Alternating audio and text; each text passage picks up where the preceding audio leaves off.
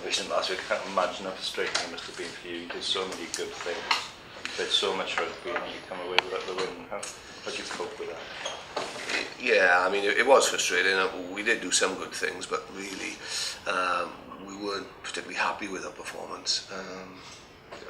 It was all about us, you know, and as much as we respect Prif for the team they are, I don't think they were a better team, and there's huge frustrations there. You know, there were a couple of opportunities in the game that we didn't take.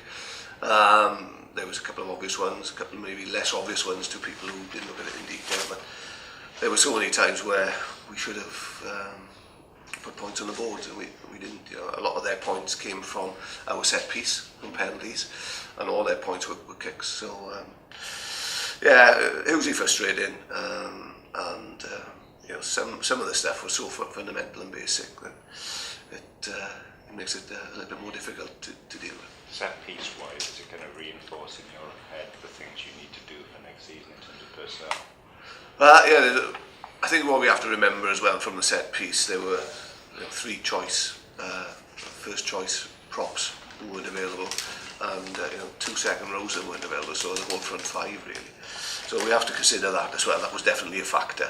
But yeah, I say time and time again, where we get caught out in the bigger games and the European games is our set piece, and it was a big factor. Our line-out didn't function at all in the first half, although the second half we addressed that. But defensively we weren't making any inroads on them, so that has an impact overall.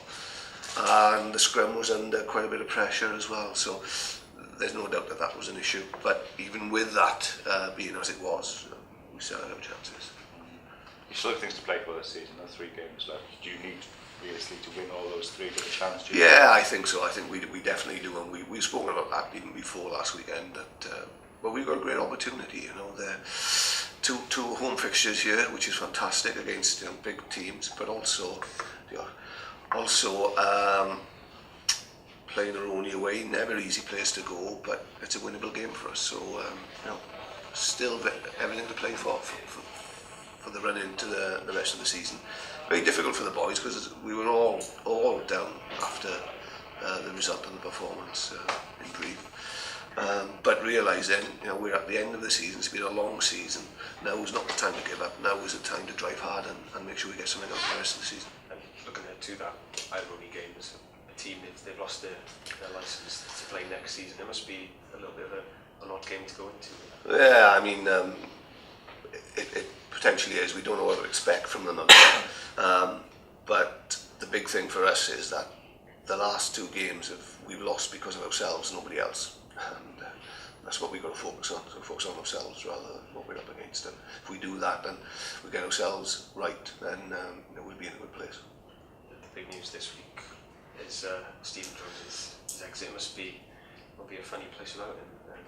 Yeah, it isn't. Stephen has been fantastic for this club and this region. A real stalwart, and everybody recognises him and associates him with the Scarlets. Great character, both on and off the field. Mentally, one of the toughest players that I've come across. And it's sad in some regards to see him go. But he's helped a new group of Scarlets come through. People like Reece Priestland. Aled has been playing well. We've got Jordan Williams coming through. So he leaves that position in particular in quite a healthy position. Where do you think, Nigel, history will judge him in terms of the Scarlets litany of players? Oh, he's right up there without a shadow of a doubt. His consistency alone, the number of games that he's played, his mental toughness at all times, his goal kicking, his coolness under pressure, and his physicality for a 10, which in the modern game is very, very important. And your 10s these days are pivotal to the way you play the game. They organise, they manage. There has to be a level of consistency in their performance, and they have to be physical. And if they're not, they get found out. So Steve has had all those attributes, and in the modern game, he's been, he's probably helped define the modern 10. When Steve moved to Claremont, he came back and people in Wales arguably appreciated him a bit more. They had to go away for people to appreciate him. Do you think he's a player who's been probably appreciating Wales during his career? No, possibly not. You know, I could think back to New Jenkins, who was in a similar boat, and only when he finished did people actually appreciate what he given. And as I say, I think Steve has helped define the role of the modern 10 in many ways. And again, when we see him play in France, we appreciate how good he was. And he came back here. Everybody within our region has appreciated how great Stephen has been for the region. And you know, time will judge him very well. Quite a good move for both of you, because you know, Jordan Williams, I've never seen him play, but I've heard very good things about, and in many ways it's opening up the opportunity for him to. Yeah, you know, it's always the case in every position, really. You know, when you do get heavy in terms of the quality that you have in those positions, you can't hold on to everybody, and you have to make decisions based on lots of different factors. And yeah, you know, I do think there are a couple of good players coming through in that position for us. You know, Reece has probably become our number one choice at the moment. Although Steve has pushed him hard, and now Steve's got an opportunity to go elsewhere and refresh himself, really, and with a new challenge. Is he out of 10 as far as you see it? He's been playing 15 with Llanelli RFC as well, and you know, we're not trying to put too much pressure on him. He's still young. This is a transitional year for Jordan in terms of playing age grade and then coming to play senior rugby.